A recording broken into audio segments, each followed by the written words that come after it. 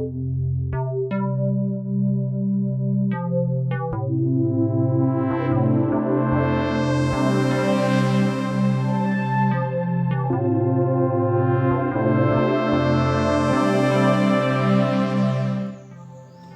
pessoal, estamos aqui para o último episódio da série Filósofos do Espiritismo.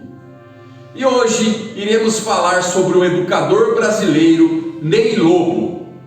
E antes de começarmos o episódio, eu já peço que deixem o like nesse vídeo e se inscrevam nos canais do IFEP e do Espiritismo em Ação.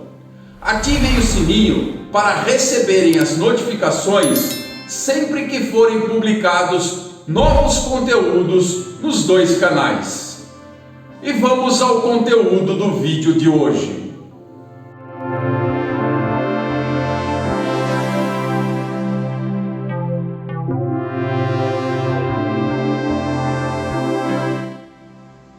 Olá pessoal, chegamos ao nosso último episódio da série Filósofos do Espiritismo, pelo menos dessa primeira temporada, né? Quem sabe aí a gente produz uma segunda temporada no ano que vem. E hoje a gente vai tratar de um pensador extremamente instigante, que é Ney Lobo, né? O nosso querido Ney Lobo, um dos pensadores também presentes no campo do pensamento social espírita. Ney Lobo tem duas perspectivas bem definidas, e dentro dessas perspectivas temos aí também outros temas importantes que ele trabalha, né? Então ele é um pensador, ele é um filósofo presente no pensamento social espírita, que a gente já explicou aqui, já vários dos nossos pensadores fazem parte, né, desse grupo seleto de pensadores, e ele também tem contribuições amplas para a pedagogia espírita, para a teorização de uma proposta espírita para a educação.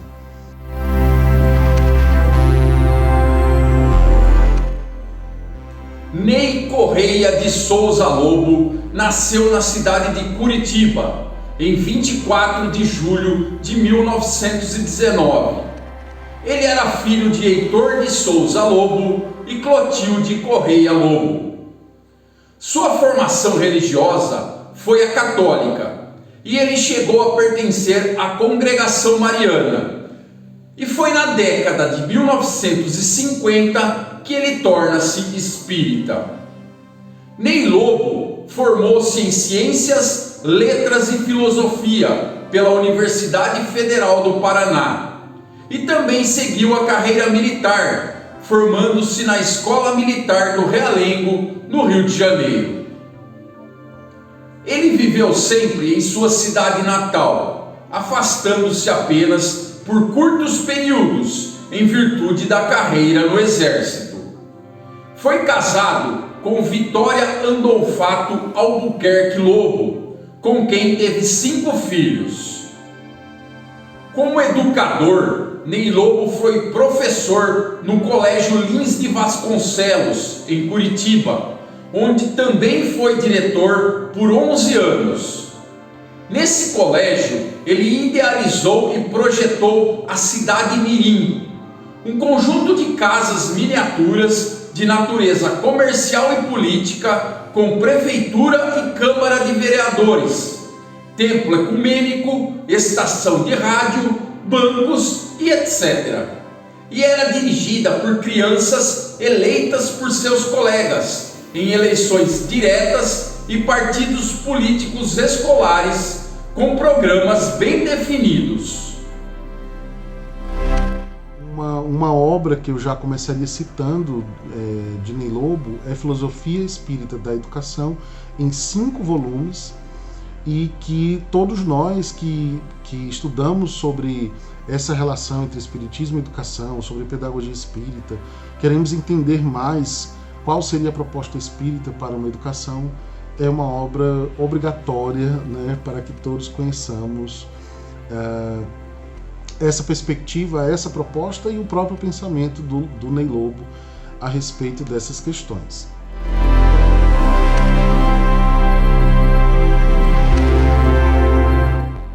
Ele dedicou-se de corpo e alma à ideia e à prática da pedagogia espírita. E como Pestalozzi, Ney Lobo não partiu da teoria para a prática, mas extraiu a teoria da prática. Primeiro experimentou, atuou, criou métodos e depois expôs tudo em suas obras escritas, sobretudo nos 5 volumes de Filosofia Espírita da Educação, onde explicita a conexão entre os fundamentos espíritas e as consequentes propostas didático-pedagógicas. Ele era presença constante nos congressos de pedagogia espírita, realizados pela Associação Brasileira de Pedagogia Espírita. O termo educação vem do latim, educere. Educere. Tem a partícula inicial e o ducere. Né? Ducere quer dizer educar. Ducere quer dizer conduzir, guiar.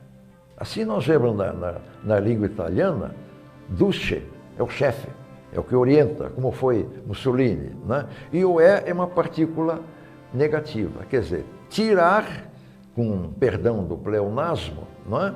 Tirar de dentro para fora. Essa conotação etimológica da palavra educação já define o que é educação. Quer dizer, é tirar de dentro do ser humano os valores, as perfeições espirituais que lá estão em estado potencial. Nós temos sementes de todas as perfeições, da caridade, da honestidade, da lealdade, da veracidade, da esperança, do perdão.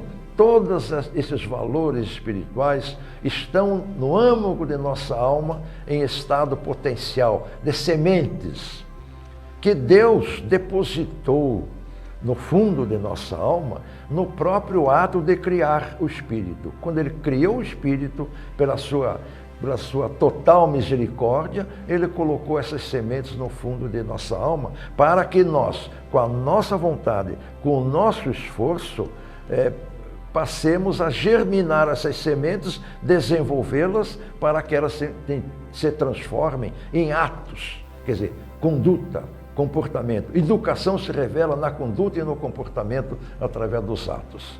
Portanto, é esse o sentido da educação que a doutrina espírita naturalmente encampou. Mas existem outros conceitos, então, mais importantes de educação.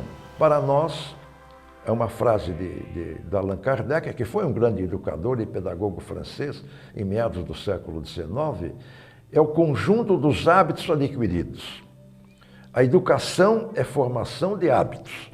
Para formar hábitos, é preciso repetir a mesma natureza dos atos. Vamos supor que o educador espírita pretenda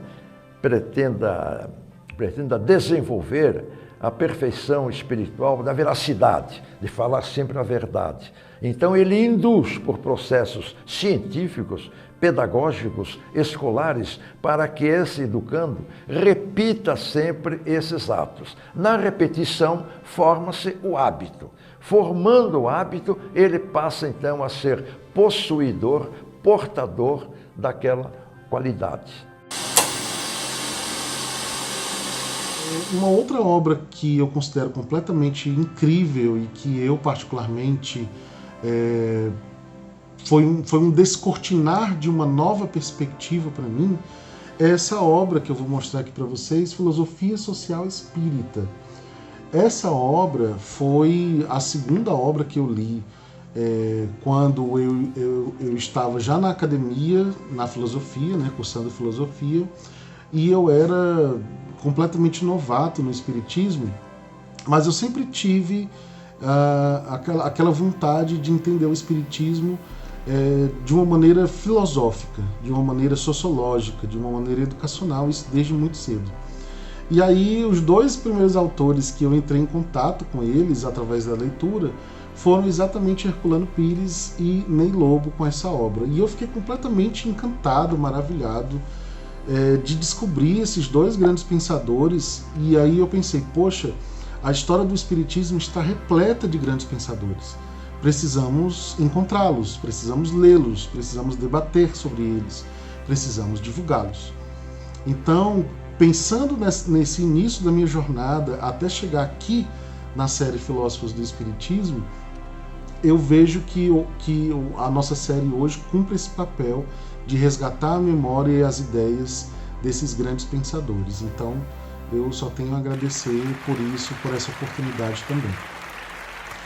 Eu queria apresentar para vocês, na impossibilidade de trazer aqui todo o pensamento, né, de Ney Lobo. A gente vai ter a oportunidade de aprofundar um pouco mais o pensamento dele no encontro do curso Filósofos do Espiritismo, mas eu gostaria de dar algumas pinceladas aqui a partir dessa obra Filosofia Social Espírita, tratando algumas temáticas que sempre inquietaram Ney Lobo. E a temática principal dessa obra, Filosofia Social Espírita, é o das injustiças sociais. Isso inquietou a vida inteira Ney Lobo, né? Ele não conseguia aceitar a injustiça social de uma maneira como sendo de destinação, de um processo de expiação apenas, né? Então, ele, encarando o Espiritismo no campo da cultura, ele mergulhou no estudo sociológico e filosófico dessas questões. Então, uma primeira característica dessa obra, que eu reconheço que não é uma obra fácil de ler à primeira vista, mas à medida que você vai avançando, você vai conseguindo vencer as dificuldades, né, que a obra impõe, mas a obra impõe essa dificuldade exatamente porque o tema é complexo. Então, uma coisa que a gente tem falado aqui ao longo de toda a nossa série, do nosso curso também, os pensadores que estão passando por aqui, eles exercitam um pensamento complexo. É por isso que eles não são necessariamente fáceis, mas eles são possíveis de serem traduzidos, de serem compreendidos, de serem debatidos, né? Ele também escreveu outras obras, dentre as quais citamos Técnicas Modernas de Educação Moral e Cívica, Curso Integral de Educação Moral e Cívica, Filosofia Social Espírita, O Plano Social de Deus e as Classes Sociais, Filosofia Política Espírita. Lins de Vasconcelos, o diplomata da unificação e o paladino do Estado Leigo, que era uma pesquisa biográfica. As sinceras convicções democráticas do professor Ney Lobo transparecem concretamente na proposta de pedagogia que geriu e, examinando os métodos e princípios que o inspirou, o identificamos plenamente inserido na tradição russoniana e pestalozziana. Duas outras obras importantes de Ney Lobo: O Plano Social de Deus e as Classes Sociais, e Filosofia Espírita, Filosofia Política Espírita, né? Então, pelos próprios títulos, nós já entendemos que, enquanto filósofo, porque ele tinha formação em filosofia, né, o Ney Lobo, além de ter a formação em ciências e letras também. Enquanto filósofo, nós vemos nos títulos de suas obras as características dessas obras. Então, Ney Lobo tinha uma compreensão, assim também como outros pensadores que já passaram por aqui, de tratar o Espiritismo no campo da cultura, no campo cultural de sua época, e de estabelecer as relações com as áreas possíveis. Então, nessas obras de Ney Lobo, nós encontramos educação, filosofia, sociologia, antropologia, encontramos história. Então, a veia humanística da formação em ciências humanas dele é muito presente nas suas obras. E, ao mesmo tempo, é um deleite para nós, né, que gostamos de filosofia, que estudamos filosofia, podermos adentrar no pensamento de um filósofo como Ney Lobo, vendo a capacidade dialógica e dialética que ele desenvolveu ao estabelecer as pontes com o Espiritismo. E é o que deveria ser mais comum para todos nós espíritas, é o que deveria ser mais próximo da nossa realidade. Infelizmente não é, por uma série de questões educacionais, inclusive, ao longo da história do Espiritismo. Mas estamos resgatando, né, o pensamento desses grandes pensadores. Como articulista, ele colaborou com o jornal leigo Gazeta do Povo, de Curitiba, com o jornal espírita Alta de Souza, de Brasília, e a revista Reencarnação, da Federação Espírita do Rio Grande do Sul. Um processo que eu chamo, uma pedagogia, que eu chamo de pedagogia da espiritualidade, para ir desenvolvendo aquilo que são, naturalmente, os princípios espirituais, que seriam a caridade, a humildade, a esperança, como eu já repeti aqui, né? Justiça, honestidade, lealdade, veracidade, etc, etc. Né? Muito bem. Acontece que nós podemos começar por qualquer dessas perfeições, né? Atuar sobre o educando, porque existe um princípio que eu chamo de solidariedade, um princípio de liderança. Há algumas perfeições que são líderes. O que quer dizer são líderes? Que uma vez desenvolvidas, elas arrastam todas as demais perfeições. Como, por exemplo? São a justiça. Quem é justo não pode ser desonesto, não pode ser desleal, não pode perder a esperança, não pode ser orgulhoso. Então a justiça carrega todas as demais, né? Essa é uma ideia de Aristóteles. Imagina, 300 antes de Cristo, ele achava que a justiça era uma perfeição líder. Ele não empregou, quem está empregando essa expressão líder, etc., então sou eu. Ele não falou assim, mas a ideia é dele. Muito bem, mas surgido o cristianismo substituiu a justiça pela caridade. É a caridade que arrasta todas as demais. Não é? A caridade. Muito bem, então a caridade, vamos repetir o processo. Quem é caridoso pode ser desleal. Quem é caridoso pode ser desonesto. Quem é caridoso pode ser injusto. Pode perder a esperança, pode ser orgulhoso? Não. Quem é caridoso é tudo isso. Naturalmente, com proporções diferentes. Mesma coisa para a justiça. Então, a gente não pode se preocupar de essa primeiro, aquela segunda, etc. Todos se desenvolvem igualmente ao mesmo tempo. Umas mais, outras menos. Ney Lobo vai estabelecer 5 aspectos que ele considera fundamentais para a gente adentrar na compreensão das injustiças sociais.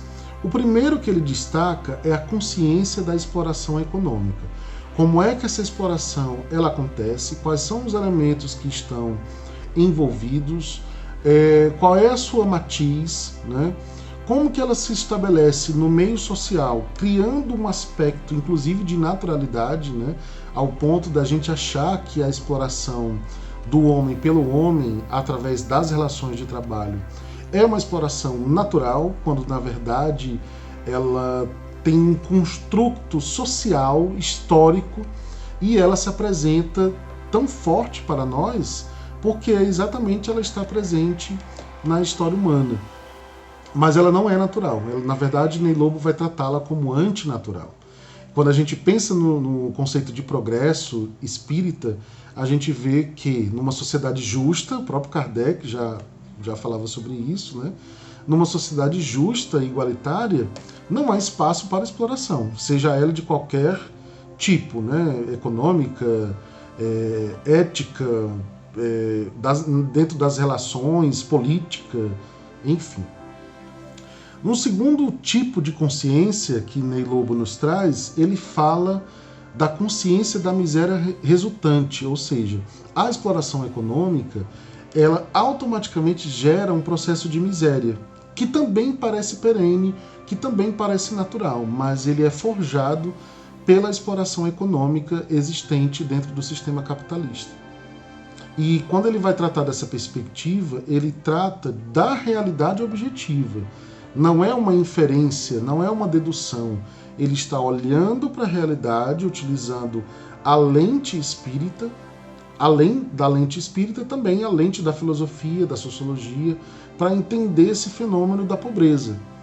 Então, na visão do Ney Lobo, é impossível dizermos que a pobreza resultante da exploração econômica, ela é um processo meramente expiatório, por exemplo, né?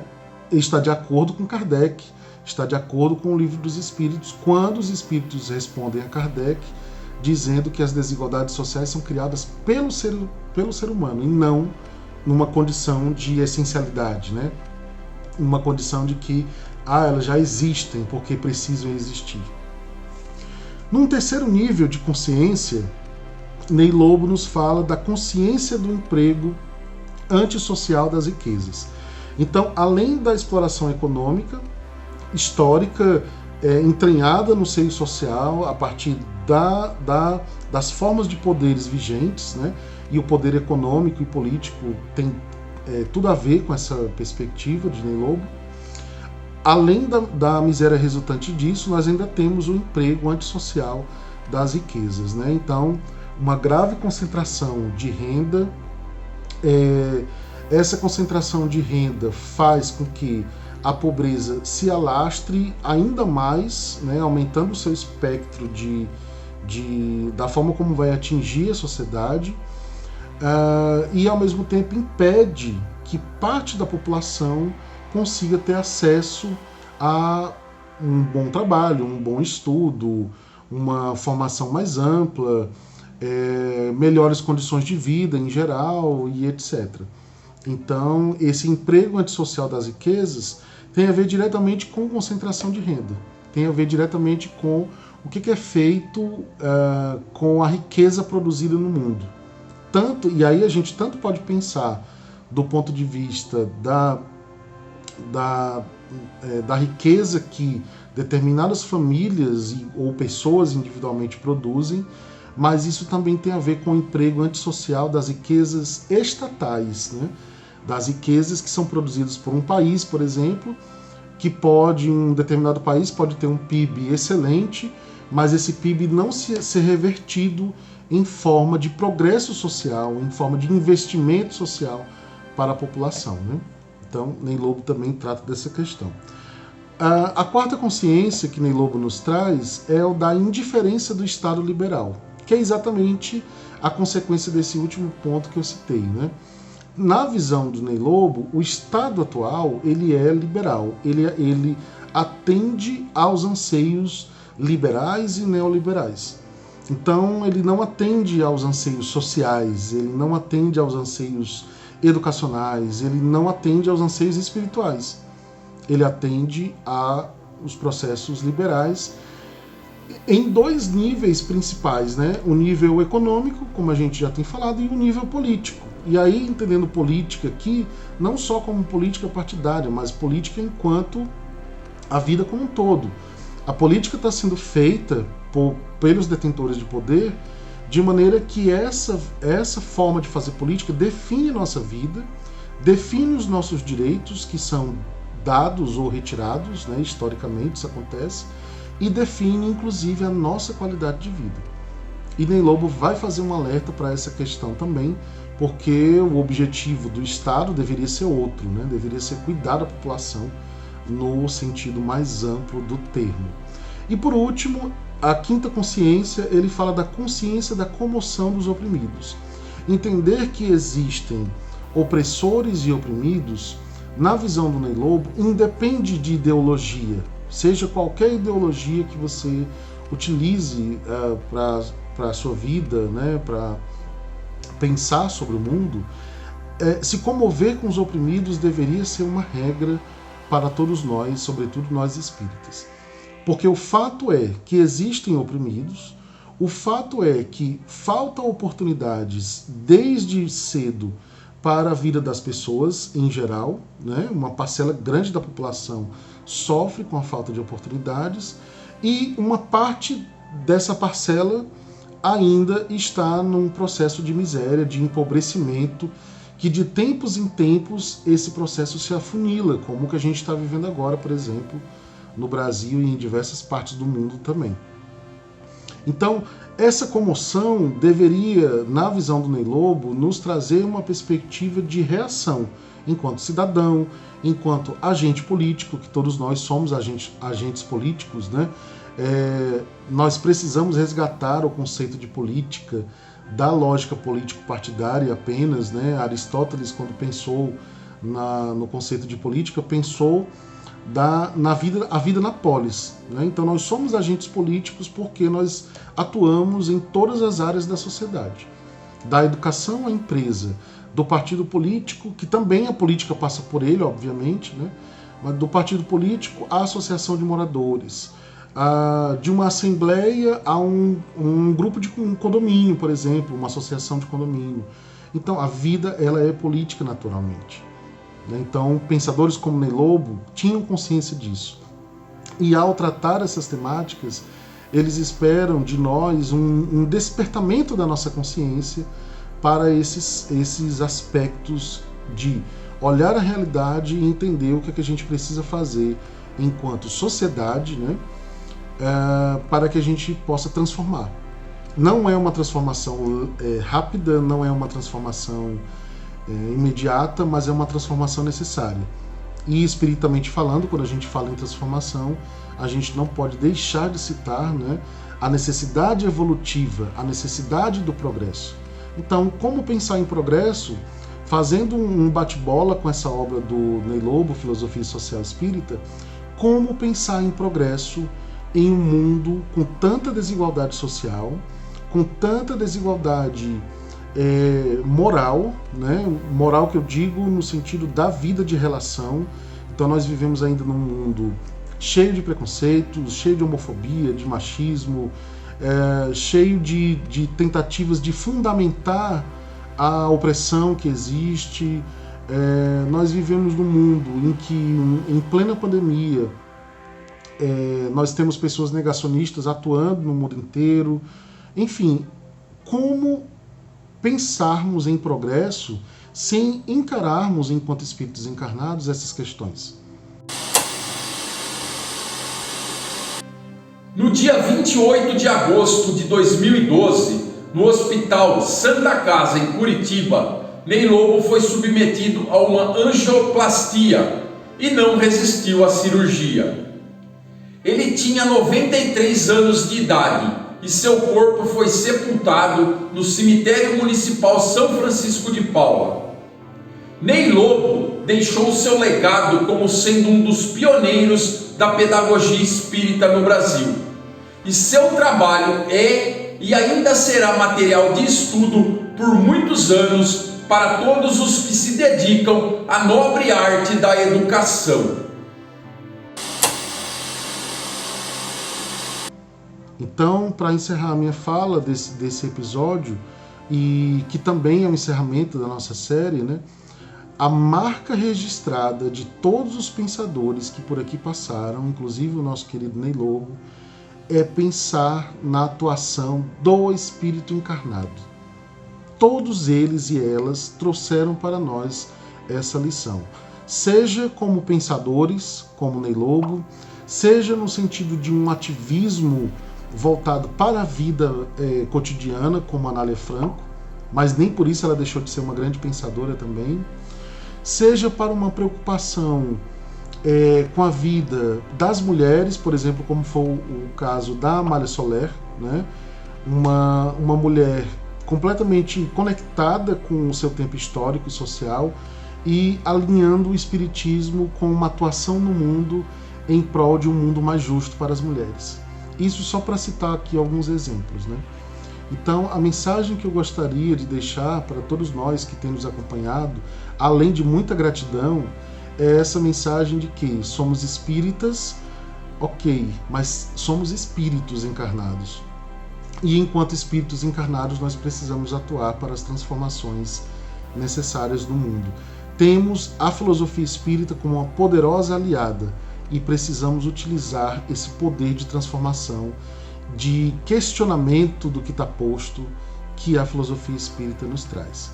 Então, encerro por aqui. Um grande abraço a todos e a todas e nos encontramos em outras atividades que vamos desenvolver coletivamente com o canal Espiritismo em Ação e com os nossos amigos e amigas espíritas. E esse foi o nosso filósofo do Espiritismo dessa semana, Ney Lobo. Eu gostaria aqui de deixar o meu agradecimento especial ao amigo Lindenberg Castro, que é o gestor do Instituto de Filosofia Espírita Herculano Pires, o IFEP, por essa parceria que desenvolvemos nesse projeto e que foi incrível.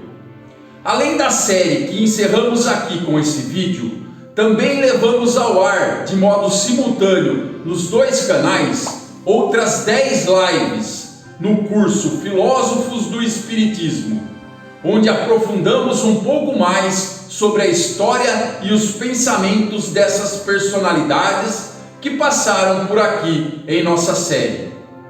Eu confesso a vocês que foi uma experiência sensacional e me trouxe muita alegria e engrandecimento, além, é claro, de todo o conhecimento e aprendizado que pudemos compartilhar com todos. E também eu não poderia deixar de ser eternamente grato à companheira Adriana Dias, que tão pacientemente e de modo tão dedicado realiza a revisão de todos os nossos vídeos. E assim encerramos a série Filósofos do Espiritismo, pedindo a vocês para deixarem o like e se inscreverem nos canais do IFEP e do Espiritismo em Ação, para acompanharem os novos projetos que virão em breve. Fiquem com Deus e até o próximo vídeo.